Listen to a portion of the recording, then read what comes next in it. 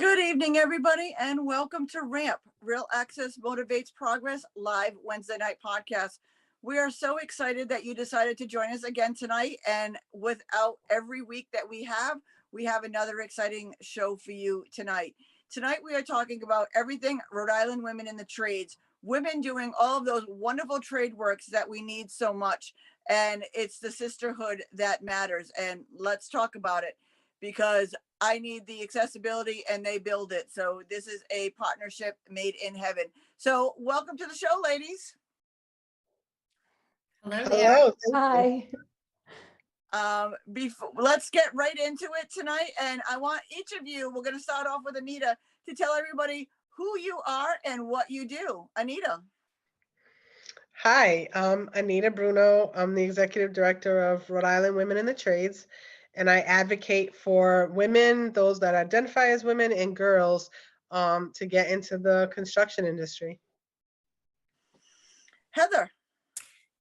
Hi, Tina. Thank you for having us on here today. My name is Heather McQueen. I work for the Etna Bridge Company in Warwick. We oftentimes get confused as the insurance company, but we are the folks that are building the Newport, the Jamestown Bridge, any of the bridges throughout Rhode Island, Massachusetts, and Connecticut. We build, we repair. I am the compliance specialist, equal opportunity officer for the company. Awesome. Regina, tell everybody who you are and what you do. Hi, everyone. Thank you for the opportunity to be here this evening. My name is Regina Costa, and currently I am a sales engineer for Air Energy out of Southeastern Mass.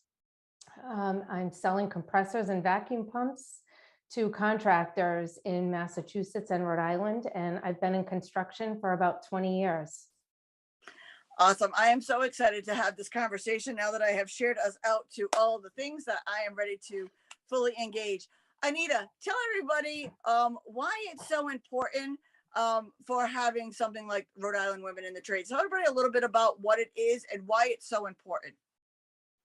So personally, I'm a 16-year union carpenter, and I got in New York. I got into the Carpenters Union in New York City through a program called Non-Traditional Employment for Women, or NEW for short. And I wouldn't have got into the union if it wasn't for that women's program. And they understood needing childcare. They understood that women just want to go to work. We don't want to be harassed. We don't want to be hit on. We don't want to be asked out on dates. And when I transferred my union book here to Rhode Island, there were less than 10 women in the Carpenters Union at the time. This was about 11, 12 years ago, and we've grown a little bit since then, but not much. So Rhode Island Women in the Trades is kind of based on my experience at Non-Traditional Employment for Women, but also including my 16 years of experience in the trade. So the organization is to promote sisterhood, leadership, advocacy, and mentorship for women that are already in the trades, because most of the time we feel like we're alone.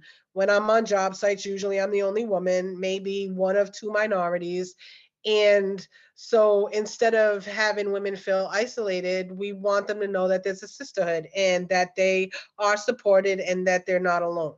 And then we realize mentorship is very important, especially for other women that may want to enter, or younger girls, to pass on tips and tricks of the trade, and just to pass on our experiences and how we make it through the day with barriers that you obviously face as a woman in a male-dominated career.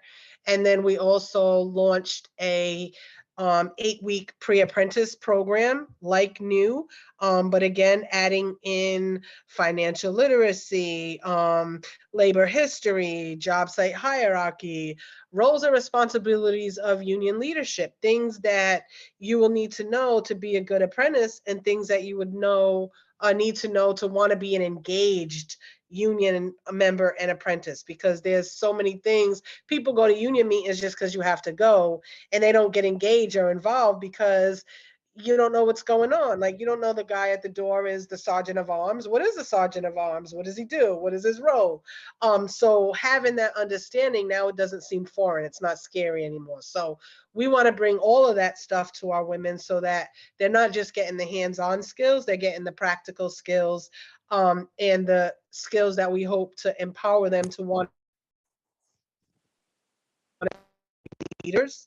And then we also realized that we want to get out into the community and give the information to the youth as well.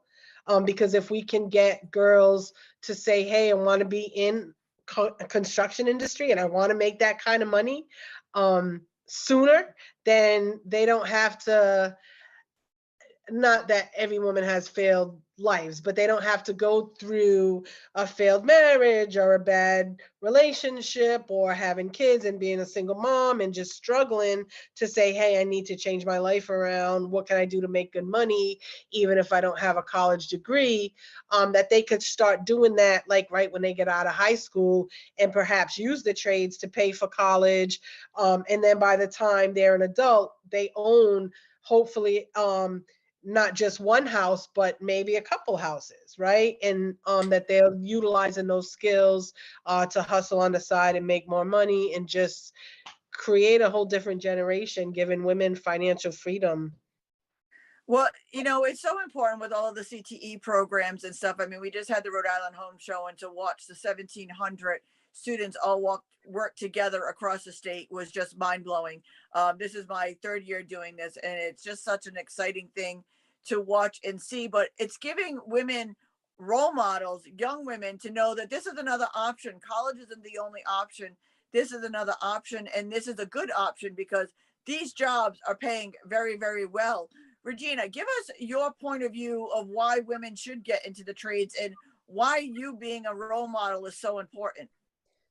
Well, I definitely have a passion to lobby for women in non-traditional roles. And I think being involved with WIT for such a short time, I joined because I've worked in construction and on sites for quite a few years. I have seen improvement in numbers, percentage of women on job sites, but it's not enough at this point. And I think it's because it's intimidating. When choosing a career path, would you deliberately choose a path where you see all these obstacles, mountains in front of you a lot of the time? So I think it's very important, like Anita said, to educate these young women about the opportunities that the trades provide. And in the construction industry, and especially in particular at a time when it's difficult to find reliable employees. And the trades are a path that really could empower women, if you ask me. Yeah. Regina, can you break it down a little bit? Give us some of the trades that we're talking about. In my field, mostly I see MEP, mechanical and plumbing. I've been on job sites such as paving crews where we're talking about laborers, operators. I would say that is the majority of my experience so far. But are we also talking like electricians and plumbers and that kind of thing as well, carpenters? Oh, yes, absolutely. Just in my little bubble, those are some of the trades that I've worked with. But yes, I mean, we're talking about iron workers, carpenters, as Anita mentioned, electricians, plumbers, HVAC, teamsters, laborers, operators, equipment operators of all different kinds, crane operators. So there is so much opportunity to learn in the trades. And it's so great having you three women being such role models and leaders in this to show young women that anything is possible. I do choose usually the paths that have the mountains in front of me because I like to, roll through them. But, a lot of women, are scared of that, but you can make some really good money. Heather, tell us a little bit about, what you do and, working in a male dominated world and how it empowers the women that you see coming through.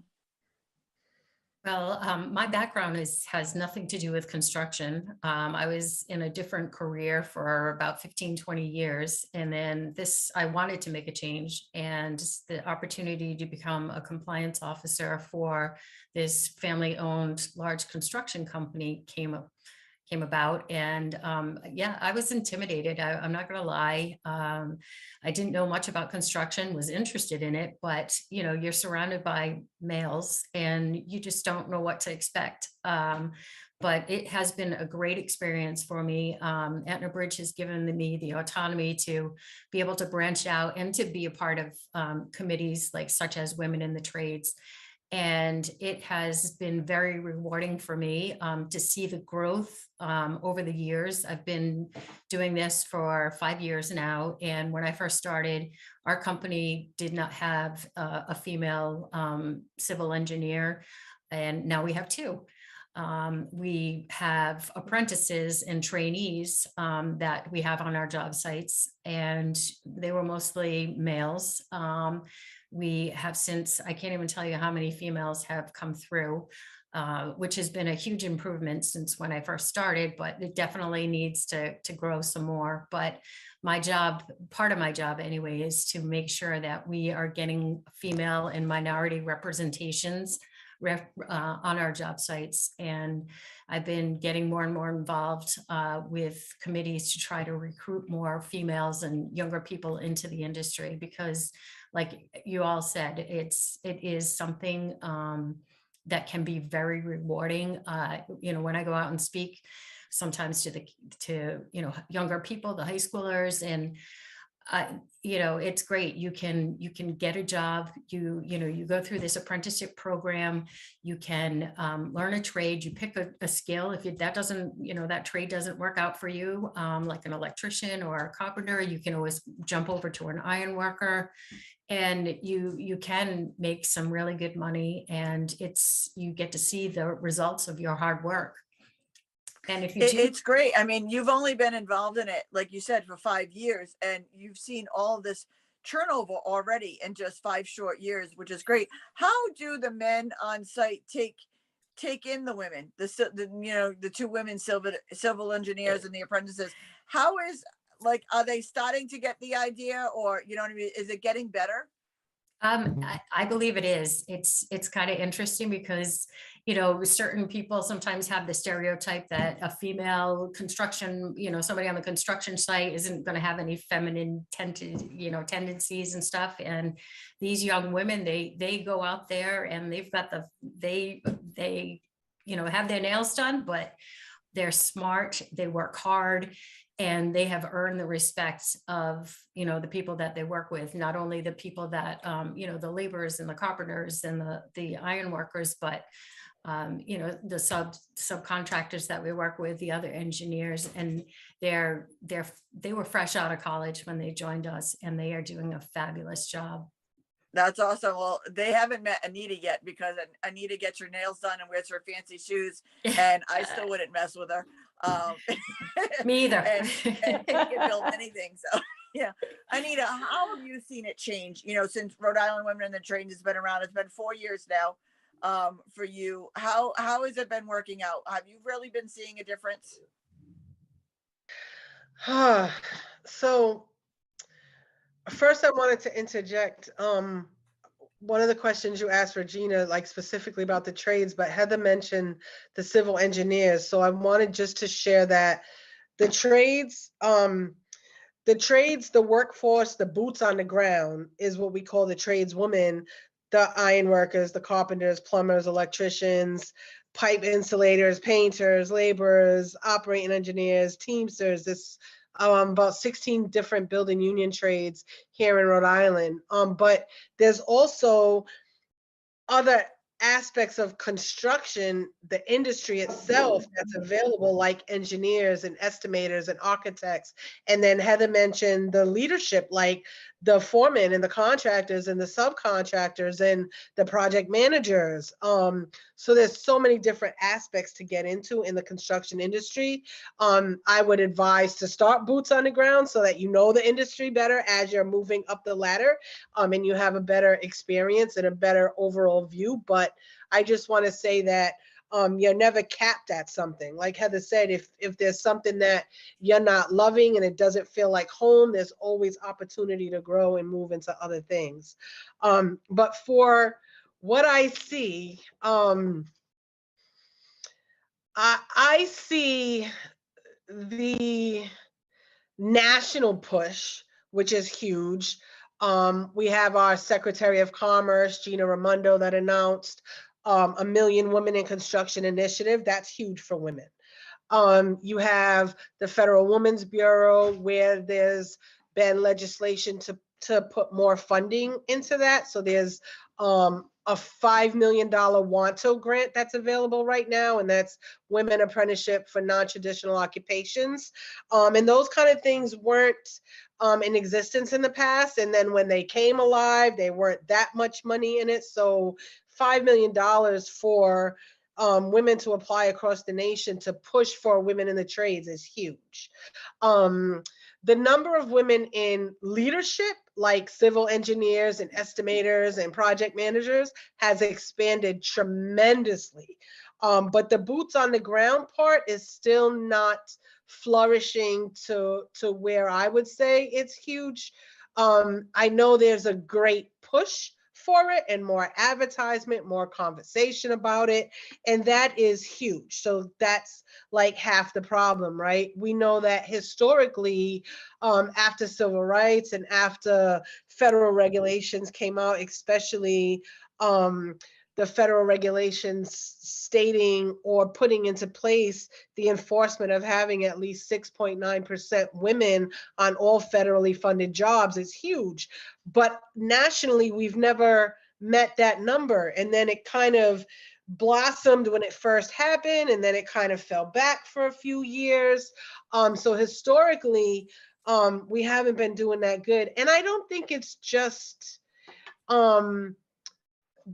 like leadership. I think it has a lot to do also with mentality that women belong here in the kitchen, barefoot and pregnant. That's a little old caveman, but those kind of perspectives that this is a man's job, not a woman's job, and women being historically led to like health fields or administration, human resources, I think that plays a large key in it too. So it's also part of not just making sure leadership and advertisement is getting out there to women. It's also making sure that we're getting to the youth, into re-educating families that construction is not a menial career, that it is a well-paying career. You can make $100,000 a year, plus have an annuity, plus have a benefits and a pension, which is huge.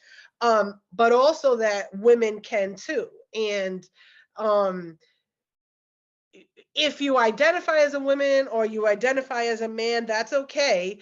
But if you don't, that's okay too. You don't have to be a woman in a construction job. You don't have to be gay just to be at a construction site, right? You can be a woman, you can be a feminine woman, you can still get your nails done, you can still do your hair, and you can make the money to pay for all that. Having a construction. Well, like I said, if they don't think that, they haven't seen you yet. But in 2020, I spent the entire summer of 2020 swinging a sledgehammer and building my own home with Habitat for Humanity. Best free therapy ever. I highly recommend it to anybody to start smashing down walls, know how to rebuild them, or know somebody like Anita and Regina and Heather to help you rebuild it. But definitely think everybody should be swinging a sledgehammer. But I'll tell you how empowering it was to me, who's not in the trades, to learn all of the aspects of my house. You know, I know every electrical outlet in my house. I know how to put the electrical together. I was caulking, I was painting ceilings, I was putting baseboards on. I learned all of that. So even if for nothing else, to learn how to home own, that I can now live alone as a single mom and be able to take care of my own home on my own in a wheelchair.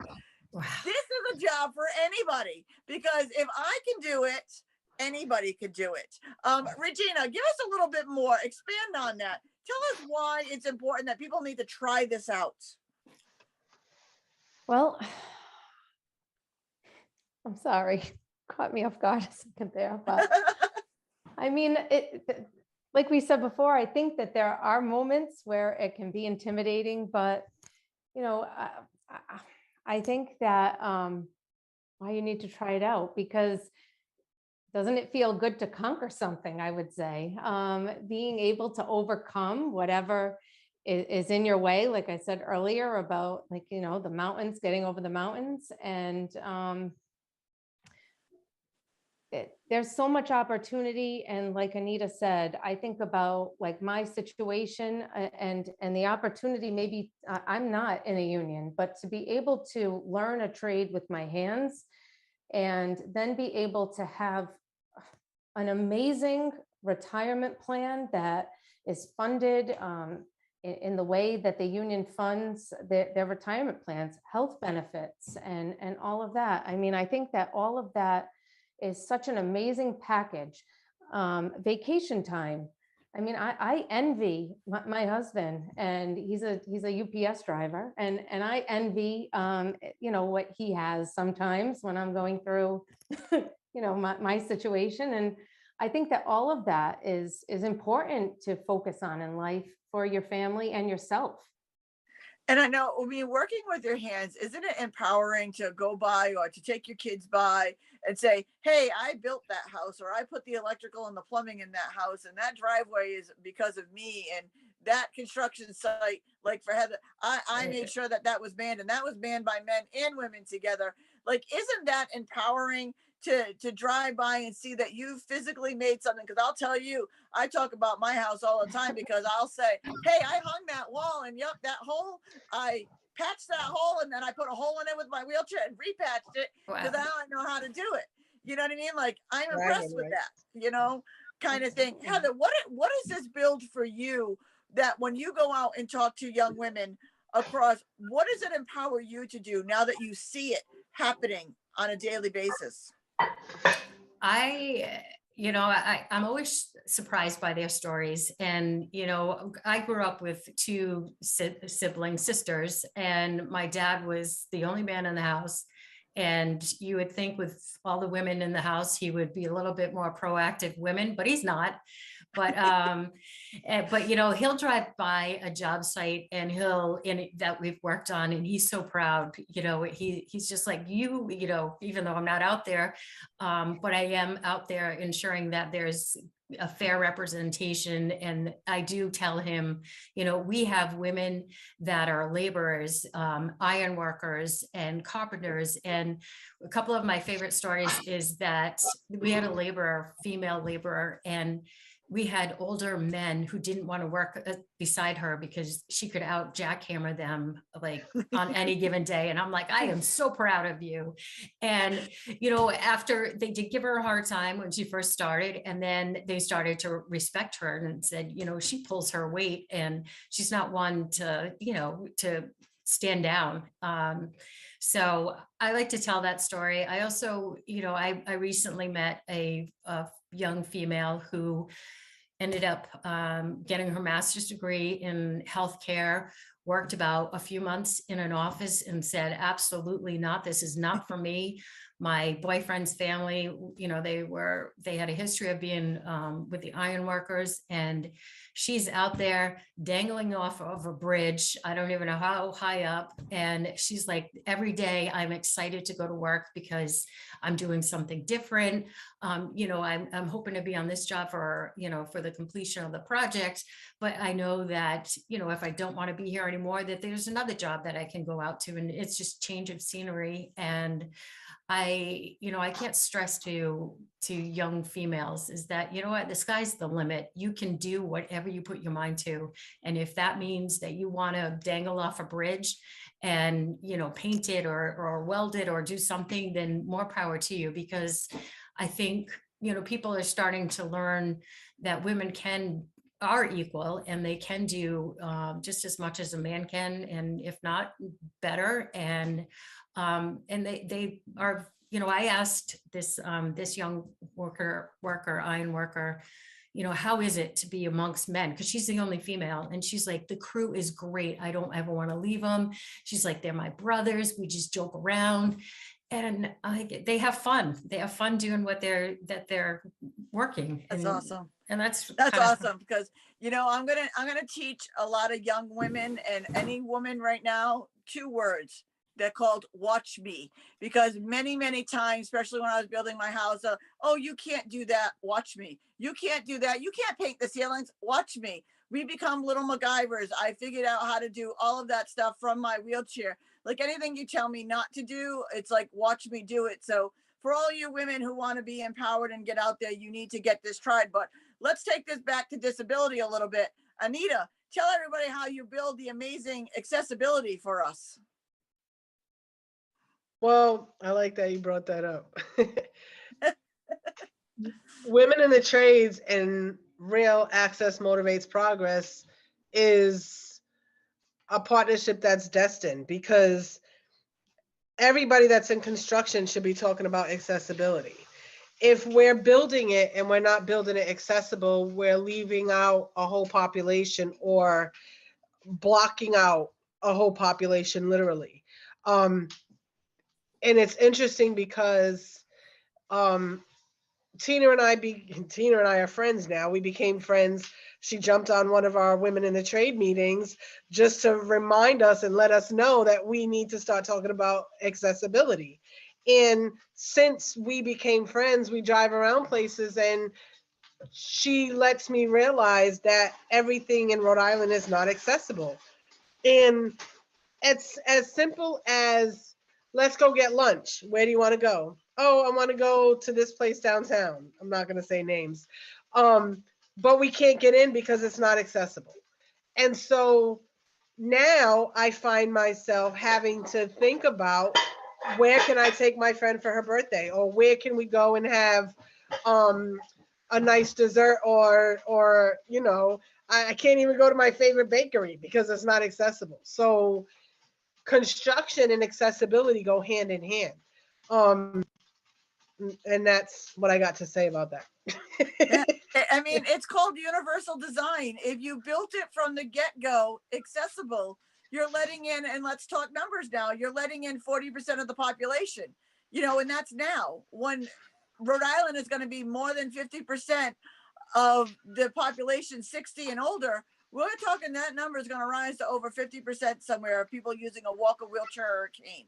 It's just simpler. I'll tell you, when I was walking, I would much rather maneuver a ramp than stairs. There are some days that I was pooped after work that I just didn't want to lift my legs, or I was sore because I did something stupid and fell down, and I just didn't want to lift my legs to walk. That if there was a ramp there, that would help so many more people. But let's talk about how we fund all of this. Where's the money coming from, Anita? So there is, thanks to President Biden, there's trillions in the infrastructure plan. And that is fixing the roads, the bridges, school construction, maintaining roads and bridges, and then thinking about the CHIPS Act and broadband, electric vehicles, solar panel, the wind farms. There's so much construction going on and so much opportunity throughout the next 10 years for construction. So again, thanks to Biden's administration, the funding is there. That's awesome. Regina, how much in your daily activity do you talk about accessibility? Honestly. Well, I have to be honest with you, my mind is blown, not having considered that, Tina. I thought that it was a given that this was how buildings were constructed, and I want to apologize almost for it. I feel terrible that No, is it's the true, way but that it is. everybody thinks that because of the ADA is 33 years old this year, that everything is automatically. The problem is there's no teeth to the ADA. There is nobody holding anybody accountable. I mean, 85% of Rhode Island is not accessible for somebody like me. So now that you had this conversation, how much more are you going to talk about accessibility when you go out to your jobs? I would say quite often. Yeah, daily, Yeah. multiple I'd like to times hear that. throughout the week. It's definitely something I'm going to be observant about, and talking about and fighting for, I would say, because it could be any of us, right? And that is very important and very discouraging that you can't even go to your favorite coffee shop with your friend. Yeah. Well, I usually have a table in the back of my van that I just pop up in front of the building and say, you can serve me out here. Or I got 10 and 12 on speed dial, but it opens the conversation. Like we started off with a joke, but it opens the conversation. And people don't know what they don't know until they don't know it. You know what I mean? By guiding people in the right direction about accessibility and learning what is not accessible. When I was walking, I knew the world was inaccessible to an extent, but I didn't know how bad because I didn't have to use it. Now that I have to navigate my wheelchair, I notice it. So by bringing it up and by talking about it in our day-to-day lives is how we're going to notice it. Heather, on the compliance side, how much do you talk about accessibility with the crews and stuff like that? Not much at all.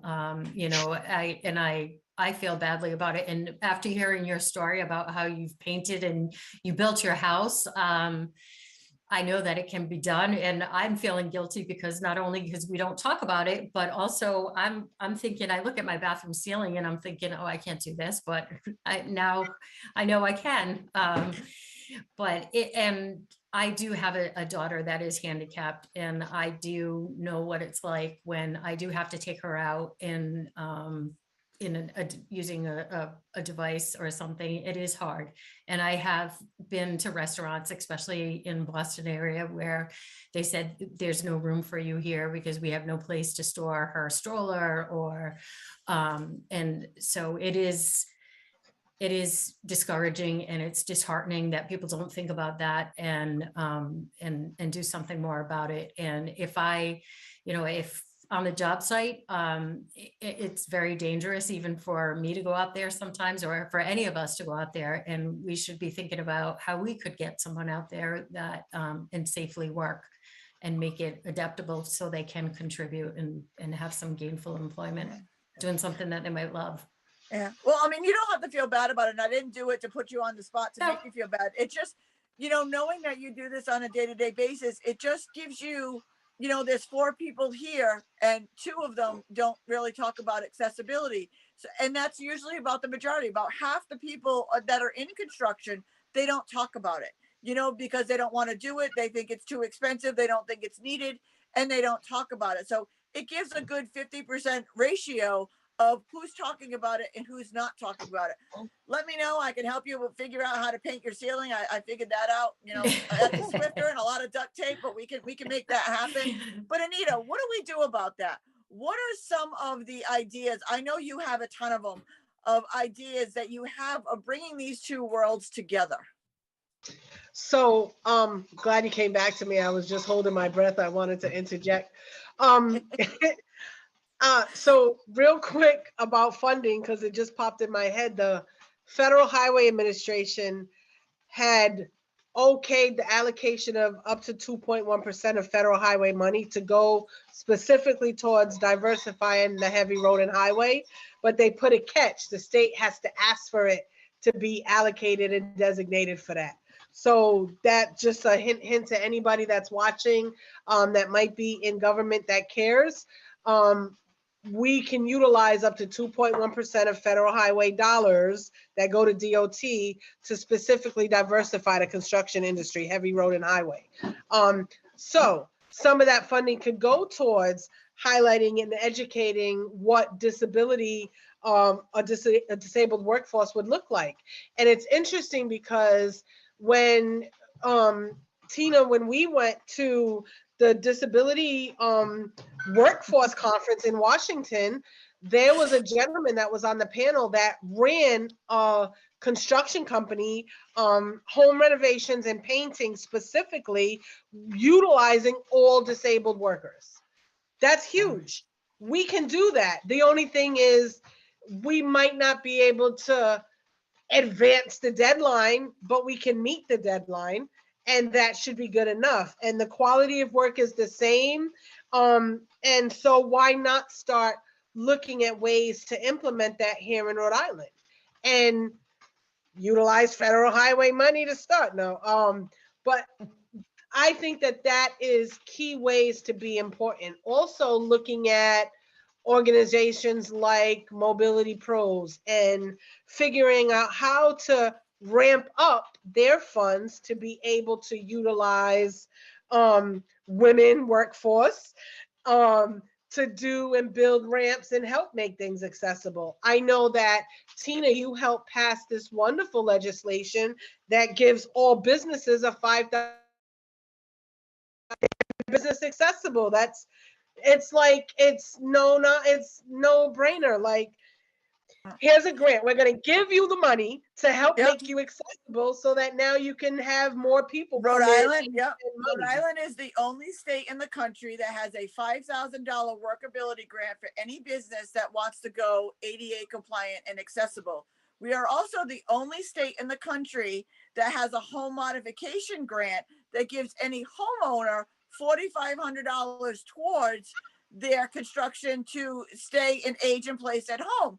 So here are all the construction companies that, if you're not talking about accessibility, here are 2 grants that people can be hiring you to build their accessibility in their businesses and in their homes and putting you to work. What is our favorite story though about when we both, because we went together to that disability conference out in Washington, and I can see it on Anita's face. Tell me your favorite story of that, Anita. Oh my God. Well, first I want to say, anybody that's hiring to build that accessibility, make sure you're hiring women. But yes, it is my favorite story. It's sad. And we have one in Rhode Island too. But it's a national convention in Washington for disability in the workforce. And the bathrooms were not accessible. And just let me Oh my recap. So they were ADA compliant. They were not accessible. She could not go to the bathroom without leaving a stall open. So thinking about, like, in construction, we visualize the project, right? You got your blueprints, it's just a drawing, but you visualize it and then work to bring it to life. How are people not visualizing that if you're disabled, you can't reach that? Or if you're disabled, you can't close the stall because of where your wheelchair might be, or just those little nuances. Another one in Rhode Island, the Roger Williams Casino, a beautiful place. They have accessible ramp to get into the building, and the accessible bathroom is in the basement, but the wall is so small that she could not get in unless I held the door open for her. So it's ADA compliant, but is it accessible? Oh, another one I learned, the buses.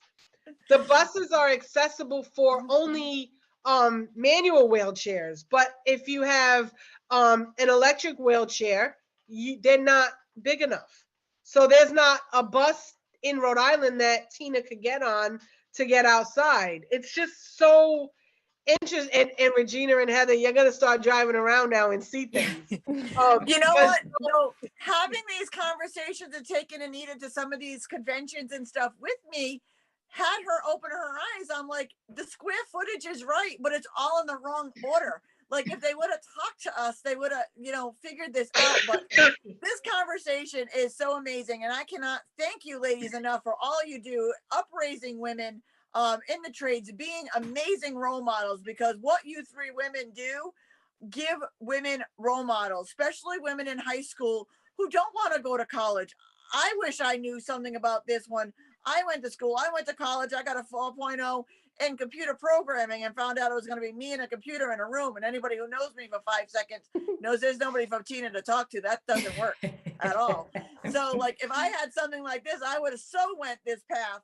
But you guys are bringing this to young women, and I thank you.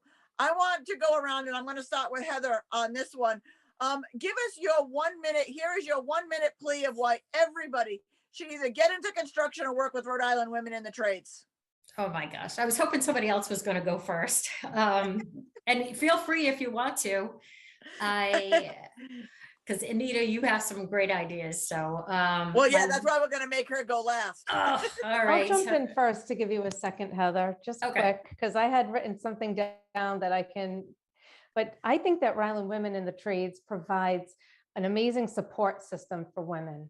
And I know that I've been in situations even recently, and I haven't known Anita that long, where I call her and she's there.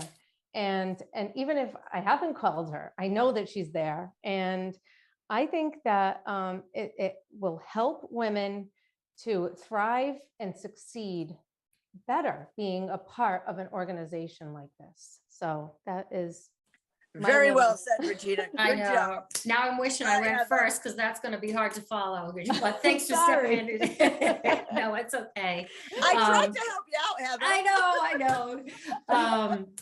So, being a part of Women in the Trades, I've been lucky enough to attend with their classroom, when they and observe what they do. I got to see the results of their work, and I've also attended their graduation. And the look on those young women and how proud they are. And they're like, look, the light that we installed, it works, and there's a three-way switch. And they're confident, and they're knowledgeable, and they're excited, and they're so proud of one another. And you can just see that it's like, somebody believed in them. And Anita, you do a fabulous job at making it all happen. And you believe in these young women, and you can tell that they are ready to get out there. And I don't think, honestly, because it's scary when you're young, may not have the support from people to embark on this type of career, and to know that you're going into a male dominated field, it's very intimidating. But Women in the Trades, they're right there for you. And as Regina said, Anita is there for everyone. I don't know if she sleeps. So Great job, Heather. You did a good job. Thank Anita, you. before you give your 1 minute wrap up, tell everybody how they get in touch with you and the website to Rhode Island Women in the Trades. Awesome. So you can get in touch with us.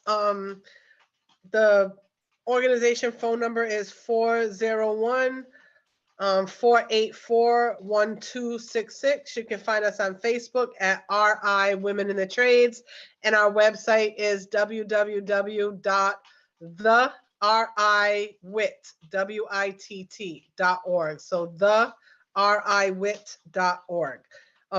Because Rhode Island women are witty. And if you forgot all that, just message me, because I can put you in contact with all of them, but I just wanted to throw it out there. But if you forgot all of that, just message me and I can definitely get you in touch with Anita. And Anita, now your 1 minute roundup. I just want to pay it forward and thank you, ladies. But it is a team effort. I mean, my passion drives me, but there's so many women that just give and volunteer, like you ladies. Regina showed up at the State House to support bills, and Heather's been supportive since day one. She comes to the classes. She's an industry leader, teaching the girls what compliance is all about and how important it is to make sure that women are on these job sites, and just attending meetings. And it's just so important to make sure that women and girls have the knowledge that this is an opportunity. So get involved, pay it forward.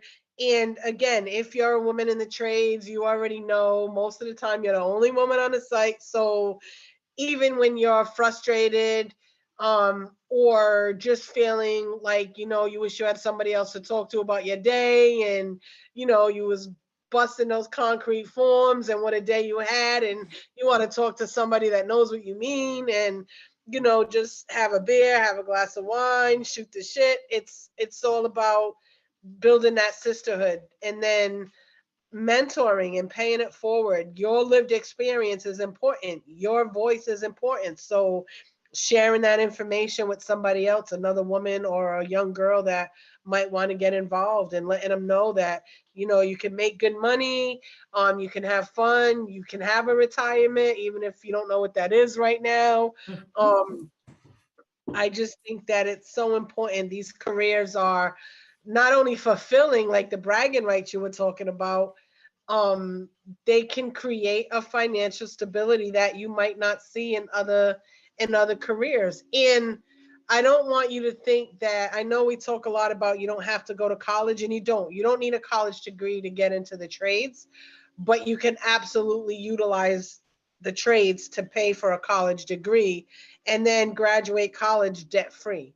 So it is such a wonderful opportunity. It is such a great experience. And the skills that you learn last a lifetime. You can bring them any state that you decide you want to move to, any country that you might want to move to. You are never broke if you have a skill. And it's something that you could pass on to your kids and they could pass on to their kids. It's generational and it's life changing. Well, I can't thank you women enough for being such role models to all of the young women and old women and middle-aged women and all women, and all of the men, to show the men that we can do what they can do. Sometimes we can do it better, but you didn't hear that from me. But thank you, ladies, so much for joining us tonight. Join Rhode Island Women in the Trades. Get involved. Be a mentor. Talk to your daughters, nieces, aunts, whoever. Talk to them, because I'll tell you, even learning a skill, you know how to maintain your own house. So if you end up being a single person, single mom, or whatever, or your husband works more than you can fix the house all on your own. So if anything else, you can earn a skill, because it doesn't have So all of to a be sudden an AI is either everywhere. People weren't or. quite sure what it was. We're playing It with it on can their phones. be Is that good or both. bad? But Yeah, so I've thank been, you, ladies, think about it, yeah. for joining us tonight. I am so proud of each and every one of you. Thank you Thank for you for the having us. Thank you so much. And I want to invite everybody back next Wednesday night, same time, same channel. We are talking the Providence Streets Coalition, and we have some great events coming up with them. So you definitely want to tune in next Wednesday night, 7 o'clock, on all of your social media outlets. And as I always say, don't just sit there, make a difference. Have a great week, everyone.